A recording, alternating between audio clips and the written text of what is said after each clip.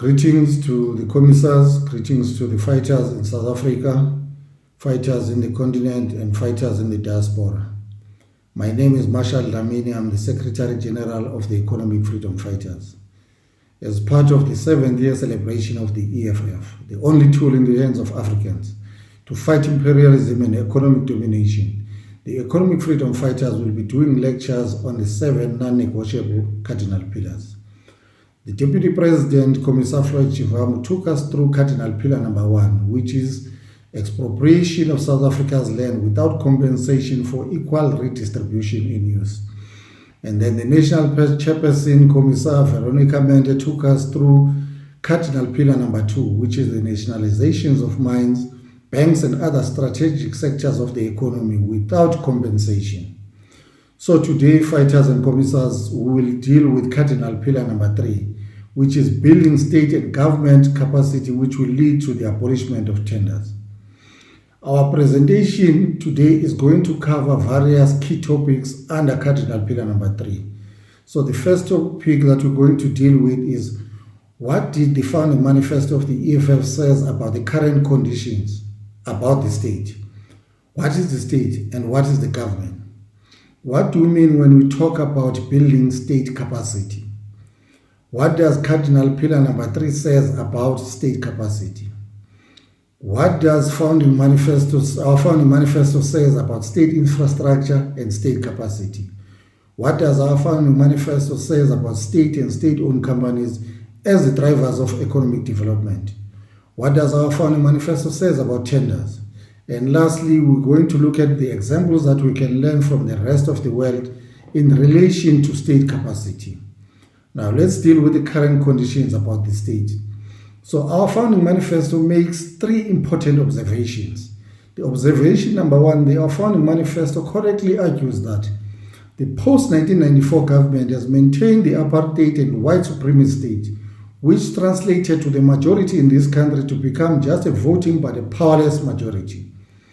This is true because the people who benefit most from the state is mainly businesses owned by white people. They benefit from the legislation made by the state, tax breaks, incentive schemes, and even physical protection from the police. If you want to see how white businesses are protected by the police, go and protest in Sentin. The police will come in full force with violence in a way that they will never do if that business was located somewhere in the township. Number 2, the founding manifesto is also correct to maintain that most people in South Africa have to engage into mass actions or service delivery protests to receive attention from the government. Some people even resort to criminal activities. People wait for 20 years to receive electricity in their homes, but they have electrical cables that run over their houses. The day they decide to help themselves and connect into the grid, that is the day ESCOM or the municipality will be in their doorstep to respond. Lastly, our founding manifesto correctly says that the post-1994 government has weakened its capacity to provide services, drive economic growth and development. Virtually, all functions that the state should be performing are being performed by the private sector and corporations. That often collude to milk the state of the little resources and that we collect from the taxes. So people in South Africa, they think that COVID-19 has exposed the fact that the state has no capacity, none whatsoever. It is a known fact that the EFF made these arguments as early as 2013. At the beginning of the COVID-19 and the lockdown, the government had to ban the export of PPEs because the companies chose to sell to their international buyers who were prepared to be paying the highest amounts. Local manufacturers were exporting to Dubai and China. If the state could produce its much-needed health essentials, local companies could continue to export while the state continues to manufacture for local use. As the EFF, we've always called for local manufacturing of cars, and we also said that Cardinal should use its capacity and prioritizing producing ambulances instead of fighter jets. If they listen to the EFF today, we wouldn't be talking about those scooters in the Eastern Cape. Between 2009 and 2019, the economic growth globally averaged at 3%, while South Africa averaged at 1.4% in the same period. We entered 2020 in a recession. South Africa's 29 economy grew about 0.2%, and this was the lowest since the 2008 financial crisis. There is an always attempt to blame South Africa's stagnant economy on global conditions, but this is not true. The fact of the matter is that the state does not know how to grow the economy, and they have not put in place any believable plan.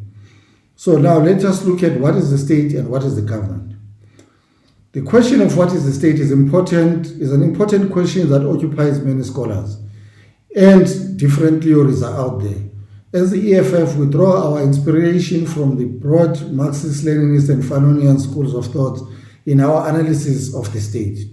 While these debates about the state and the theories of the state are important, we must be careful not to be too academic and theoretical in the way that we analyze the state and proposals on what is to be done to build the state capacity. Because if we are not careful, we will lose touch with the reality and will not resonate with the fighters on the ground who remain the heartbeat and the lifeblood of our movement. But also the other reason we must avoid being too academical and theoretical is to avoid being statism, a belief that the state should control everything. So there are people in the academia, especially liberals and right-wingers, who believe that the EFF is wanting to control everything. This is done deliberately to mischaracterize the EFF and what the EFF stands for. They do this to scare people from joining or voting the EFF. But this is based on nothing but intellectual laziness and shallowness. So fighters, we must not waste our time with those distractions. At this point, what is important to understand is that the state is made up of a group of institutions and organizations that are socially constructed, and their functions are to implement the programs and decisions taken by institutions like parliament, courts, and courts in the interest of all of us. While it is important to appreciate that it is difficult to define the state, mainly because it is political and it involves people, our founding manifesto says the EFF will contest political power to capture the state and transform the economy. The reality, though, is that we cannot transform the economy without the state. The idea that the economy and the state are separate is done so that we continue engaging on wrong fights. The two cannot be separated.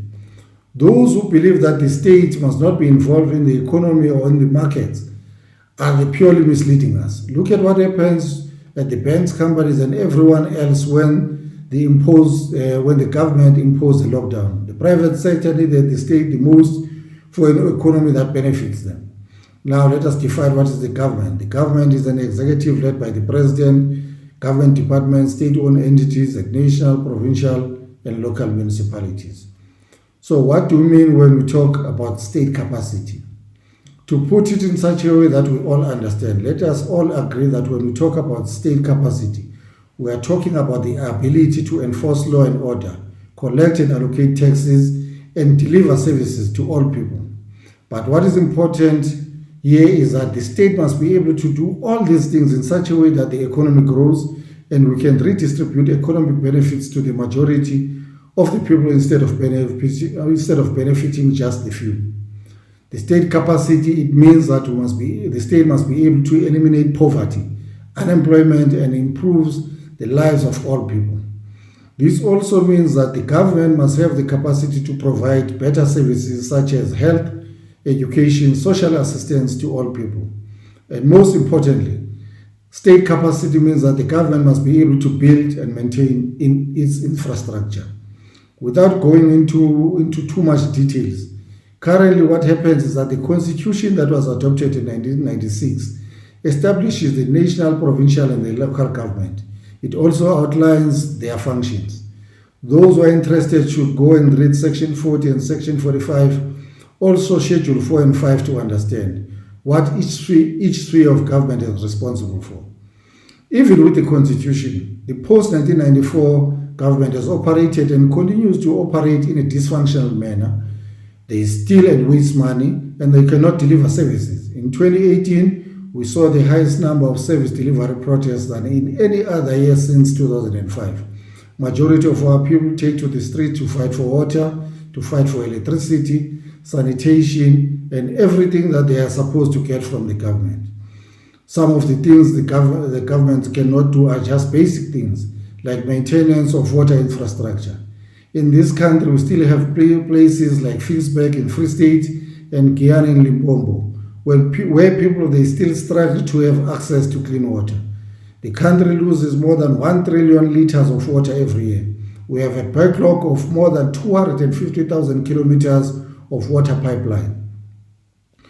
We have people who still do not have houses in this country. There is a backlog of more than 3.9 million houses. We have more than 350,000 kilometers of unpaved road. There is no capacity or believable plans to deal with these backlogs. Since the government does not have the capacity, it depends on private companies to perform these functions through tenders and outsourcing. We have a government that is occupied with tenders, contracts, and service level agreements. They even issue a tender for private companies to facilitate awarding of tenders to other private companies. Every year, we spend over 1 trillion rand in tenders to buy goods and services. There is a lot of money involved in tenders. The system is manipulated, it is full of corruption, and has collapsed the state. The reality is that Bidvest is essentially the part of the government, and they are the ones who are taking money without delivering any services. There are a lot of examples to show that the tender system does not work. We know of the Transnet example, the locomotive tender with China South Rail. That invoiced Transnet billions more than it should have been paid. We spent billions on the construction of the 2010 World Cup stadiums. We know of a tender of 200 billion that was awarded to a water purification company fraudulently, and 30 million was paid in bribes. Now they are even stealing the 2019 COVID. They are even stealing the COVID-19 budget and spending almost 4 million rand doing door-to-door awareness for the COVID-19. The corruption that is happening in government, and it is also happening in the state-owned companies. Some of the state-owned companies has not always been this bad. For example, at some point, Eskom was one of the most profitable companies producing some of the cheapest electricity in the world. In the early 1990s, Daniel designed and manufactured one of the most advanced attack helicopters, the Rooivalk, one of the greatest exports out of South Africa. But today, the company is nothing but a shadow of its former self. They have looted everything. Now, what does Cardinal Pillar number 3 says about the state capacity? Firstly, to build a state that seeks to drive real economic and industrial development and provide better services, we need to have inspired, skilled, and well-paid workers. We need to strengthen our public service to transform the economy, and we cannot achieve this if we tolerate laziness, incompetence, and corruption. A capable state will be able to marshal all progressive social forces in society, particularly the working class, towards the developmental objectives. The first step is to build public services and have civil servants who are properly trained and are well salaried. At the center of a strong developmental state should be motivated, inspired, and well-paid public servants. These interventions should be coupled with an increased capacity to aggressively fight corruption and criminality within the state. The fight against corruption should not be a side issue, but an important component of the state apparatus to increase public confidence in the state. That is why our founding manifesto is very clear, that the EFF will place a premium on strengthening a revolutionary trade union movement in the public sector, which should establish a practical and immediate bridge through which the working class can be the one that leads the state. That is the only way we're going to create a socialist state. The state must employ engineers, quantity surveyors, project managers, and builders for sustainable tasks. Their responsibility will include construction of houses, roads, bridges, sports facilities, dams, sewerage systems, and more. But on more concrete steps to build a capable state, we must establish and give strategic and financial support to the following companies. The first company we must establish is a state housing construction company. A state housing construction company will help us to provide for our people with spacious houses and will be able to help eradicate informal settlement. Our people won't rely on banks for home loans that will take 20 to 30 years to repay. With a state construction company, our people will have decent homes with flushing toilets that will restore their dignity. With the capacity to build houses, we will do away with the apartheid special planning. We will be able to build houses in such a way that bring our people close to work, close to schools, close to recreational places. We must establish a roads construction company. A state roads construction company will not be driven by profit, corruption and tenders. It must create jobs and use labor-intensive methods to build quality roads. We must establish a cement company. We must establish a state pharmaceutical company. The ANC has been lying for the last 10 years, saying they will create a state pharmaceutical company. They stated this when they claimed that they want to manufacture an HIV/AIDS medicine. But the fact of the matter is that the company Kitlapela, that is a state-owned company, is nothing but a middleman to facilitate tenders in procuring medicine. It does not produce anything worth talking about. Government buys almost all its medicine and imports some of it from other countries. A nation that cannot produce its own medicine cannot guarantee its people decent access to healthcare services. We must establish a state-owned mining company. The national chairperson dealt in detail with the importance of nationalizations of mines.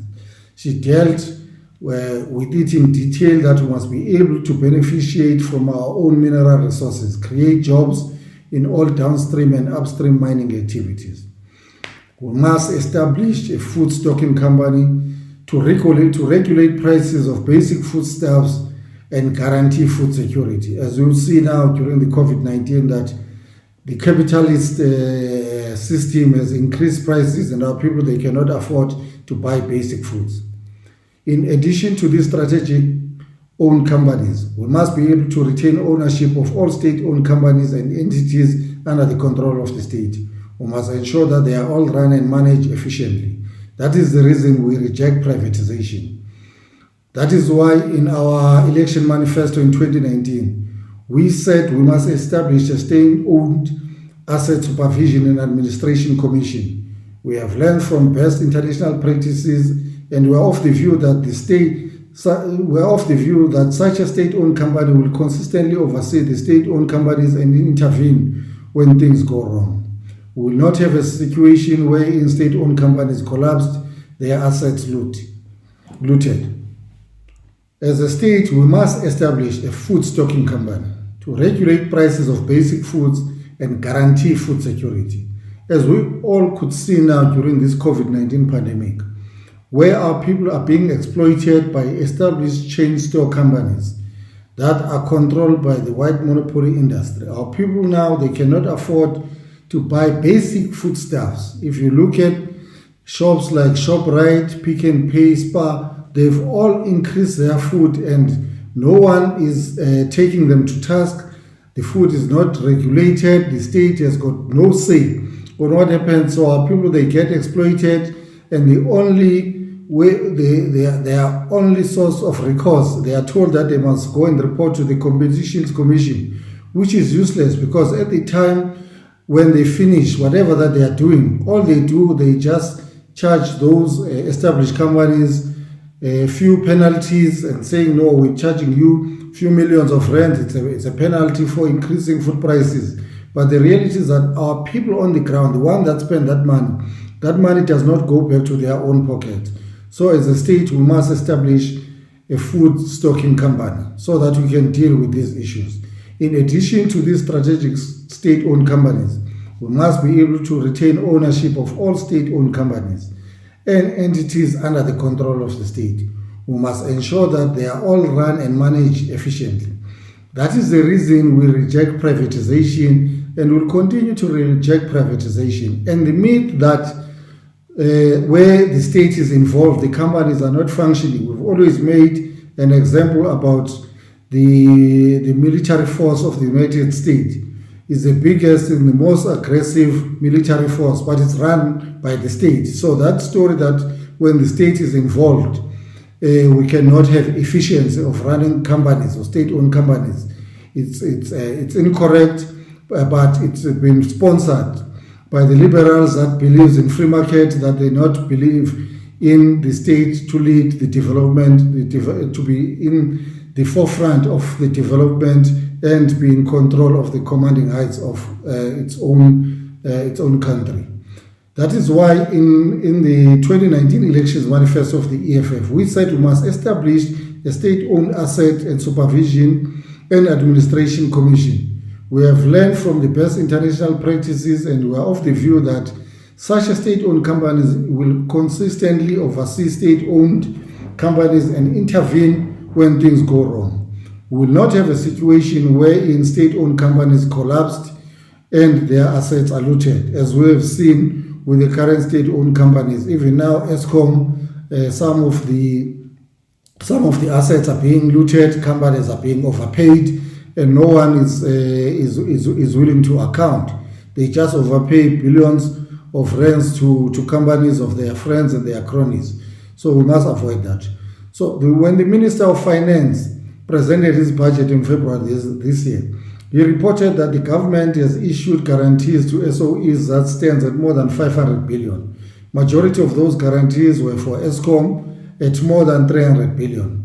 But what he has not said to us or explained to us as a country is why the government has also issued guarantees to independent power producers at a tune of 146 billion. And now during the COVID-19 pandemic, part of the 500 billion propaganda that was announced by Cyril Ramaphosa, he announced it as an economic support package, which included 200 billion loan scheme guarantee, meaning that private companies who borrow the money from the banks, and those private companies, we know it's white companies, if they fail to pay the banks, taxpayers will have to cover the debt. Government guarantees are what, when state-owned companies or entities, when they borrow the money, and the government must make a commitment that should those state-owned companies fail to pay the money, the government will intervene. Now let us look at what is the founding manifesto of the EFF says about state infrastructure and maintenance capacity.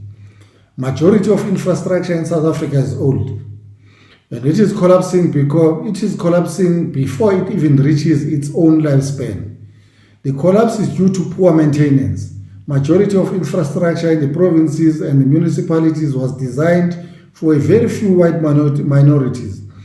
And the ANC government has not been able to build additional infrastructure or even maintain the existing one. This is despite the fact that between 1998 and 2018, the government has spent almost 3 trillion rands on infrastructure. And this amount does not include the state-owned companies' expenditure on infrastructure.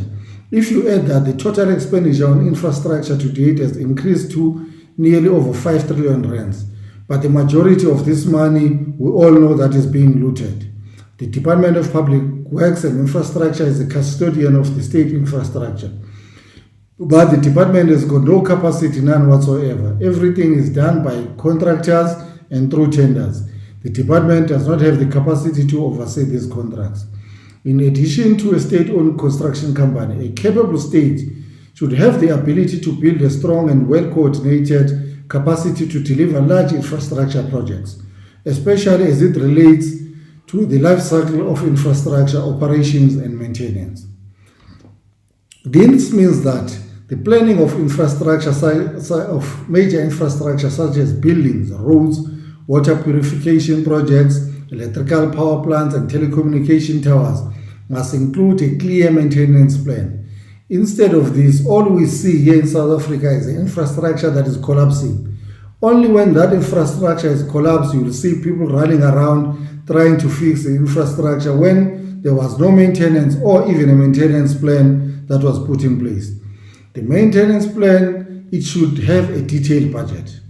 It should say how many number of jobs that will be created, when will the infrastructure be maintained, and there must be a clear detailed report that the public can access to see how their infrastructure is built and maintained. Because at the end of the day, the state is using the money of the taxpayers, so it is our infrastructure. So we must know, and there must be clarity, and there must be accountability on how it gets maintained.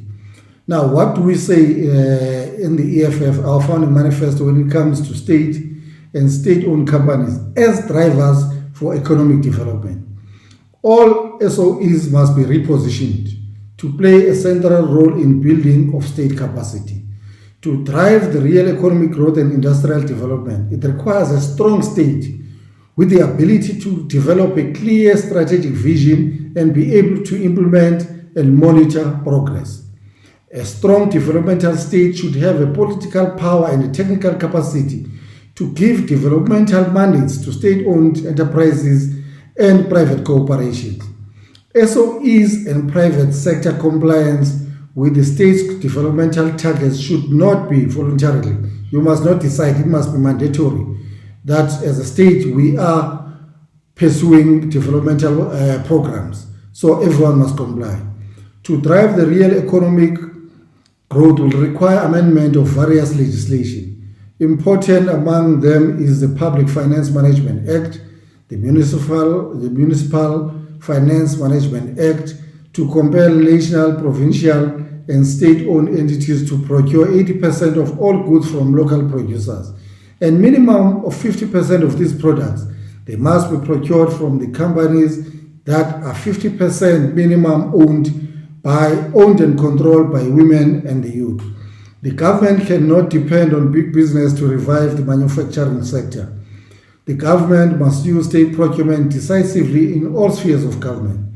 It is currently estimated at around 1 trillion rands annually.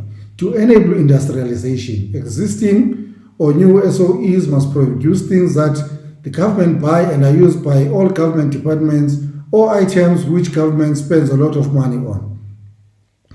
All government departments at national, provincial, and local spheres, state-owned entities, and judiciary, they buy cars and petrol. Therefore, an SOE like Cardinal with a sophisticated capacity must be established to manufacture cars in a labor-intensive yet efficient manner. The government spends billions every year to buy linen for different purposes. It's either for uniforms, for bedding, or for clothing for patients in hospitals. Another SOE must be established to manufacture linen. Both car and linen manufacturing companies must manufacture for government departments, including SOEs. Now, what do we say about tenders? The founding manifesto of the EFF is clear on its pronunciation when it comes to the issues of tenders. So far, we have talked about state and government capacity. The other part of the Cardinal pillar number 3 is that we must build state capacity and government capacity in order to abolish tenders. To abolish tenders, we require an amendment to the current legislation and introduction of new legislation. Legislation to abolish tenders must provide an overall framework of insourcing of services that the current state and the government need regularly to deliver services. The legislation will replace the current system of wholesale outsourcing of services and functions requested by the state, and also to address administrative problems created by outsourcing, corruption in the tender system, and improve quality and accountability in service delivery.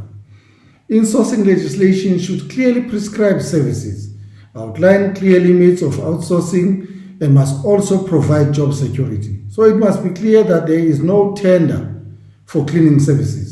There is no tender for security guard services. There can't be a tender for gardening, no tender for banking services, no tender for IT services, catering, travel services, and in particular, in building and maintaining of the government infrastructure.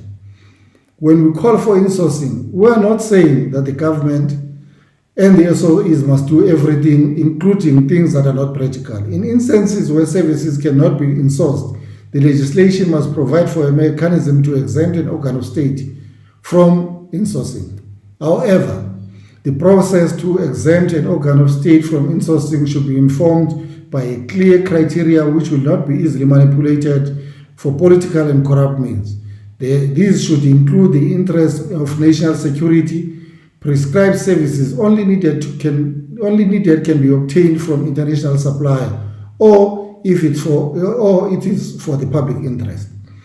There are also other services which government departments and other SOEs outsource to third-party service providers. For example, in 2016, the National Treasury awarded a transversal contract to Vodacom for 20 government departments with the highest telecommunication span. The contract was for Vodacom to deliver cell phone services, airtime, data, and overall infrastructure. A transversal contract is a contract that is facilitated by the National Treasury centrally for goods or services that are required by one or more government departments and SOEs. Other examples of transversal contracts that the National Treasury has facilitated for various provinces and departments include a tender for medical equipment, courier services, and vaccines.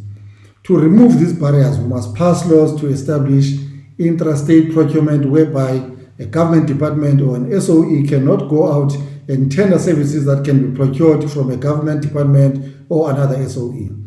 The legislation must allow for a standing memorandum of authority between an entity that provides services and all other departments or SOEs that needs the same services.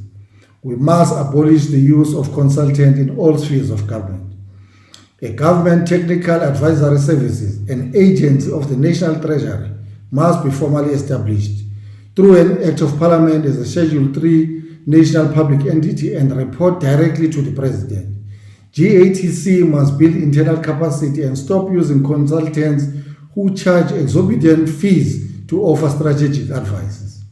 So, fighters, what can we learn from the rest of the world when it comes to the issues of state capacity? When we talk about building state capacity, fighters must not think that we are making things up. Fighters must look at international practices, historically and present, and learn from countries that have built state capacity and not depend on tenders and private sector. China, for one. China have today committed that to the centralization of the commanding heights of the economy under the control and the command of the state. China is a state-owned bank, the People's Bank of China functioning as both the Central Bank of China and as the only commercial bank. There are 6 other state-owned commercial banks in China. The central government of China operates a railway system of China and runs the largest high-speed railway system in the world with over 35,000 kilometers. China's state-owned construction company has 7 listed companies and has more than 100 secondary holding subsidiaries. China's state-owned company has built over 3/4 of airports, 3/4 of satellite launch bases.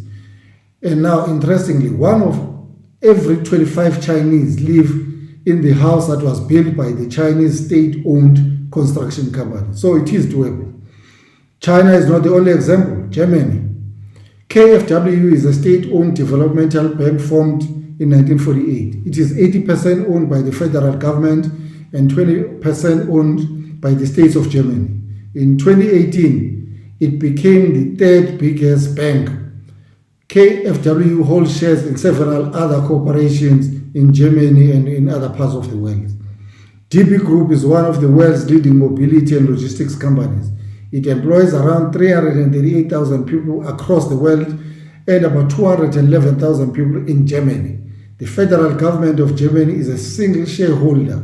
It operates and owns the largest railway infrastructure in Europe. It further carries 2 billion passengers a year on average. Now let's go to the Latin America in Brazil. The Central Bank of Brazil has the monetary, regulatory, and also supervisory authority in the banking sector. Banco do Brasil is a 75% government-owned and is the largest bank in terms of assets in Brazil and in all Latin America, and in total, the government of Brazil owns 5 banks. Petrobras is a Brazilian petroleum corporation which operates in 6 business areas.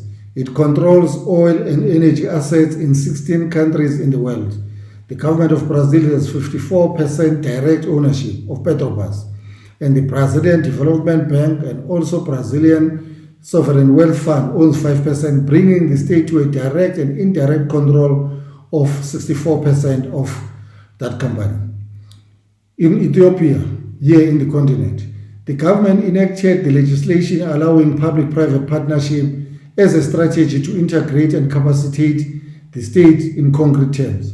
The state-owned commercial bank of Ethiopia dominates the market in terms of assets, deposits, bank branches, and total banking workforce. The Ethiopian Railway Corporation is a national railway operator. It is under the regulation of the Minister of Transport and primarily deals with the passenger and freight transport. The Ethiopian Construction Works Corporation is governed by the Minister of Public Enterprises. It deals with water infrastructure construction, transport infrastructure, building infrastructure, irrigation dams, and water wells and deep water wells. In the United Kingdom, the Network Rail is the owner and infrastructure manager of the majority of rail networks. It is a public body under the Department of Transport. Now, fighters, let's deal with the terms that we've always heard year after year from the Auditor General. The terms that have been used in this country to loot the public purse. They will tell you about irregular expenditure, fruitless and unauthorized expenditures. But let us start by defining some of these terms that they use when they want to steal the money of the taxpayers. Let's start by irregular expenditure. It says irregular expenditure is an expenditure that was not incurred in the manner that is prescribed by the legislation. Fruitless and wasteful expenditure, it refers to an expenditure that could have been avoided has reasonable steps been taken. Unauthorized expenditure refers to an expenditure that is incurred without provision having been made for it in the budget approval. Now, between 2012 and 2019, national and provincial government reported a total of 266 billion in irregular expenditure, 6.9 billion in fruitless and wasteful expenditure, and 4.9 billion in unauthorized expenditure. This is a total of 278 billion rands. These figures do not include municipality and other major state-owned companies like Transnet and Eskom. And most of these transactions were facilitated through the tender system, a collusion between dishonest politicians, public servants, and corrupt business people.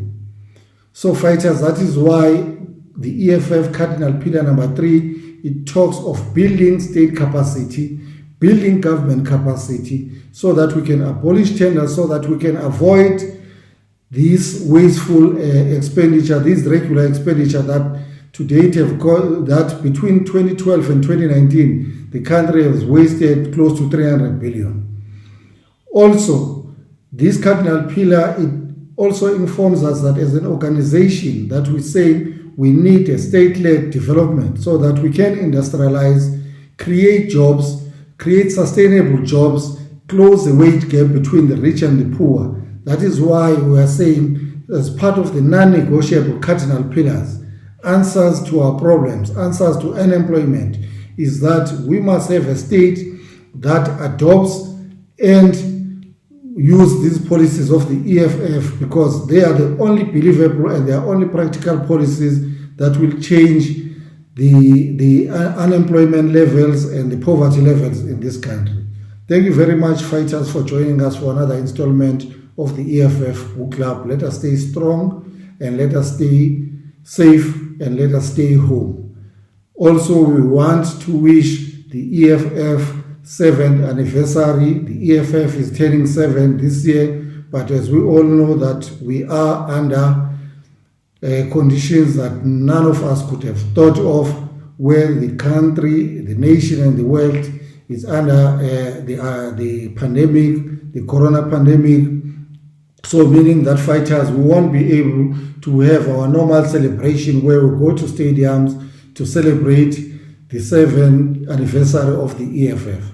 But we will survive, we will come back, we will be on the ground, we will continue to consolidate the ground in persuasion of a socialist power. Thank you very much, fellow fighters. Happy 7th anniversary to the EFF. Thank you.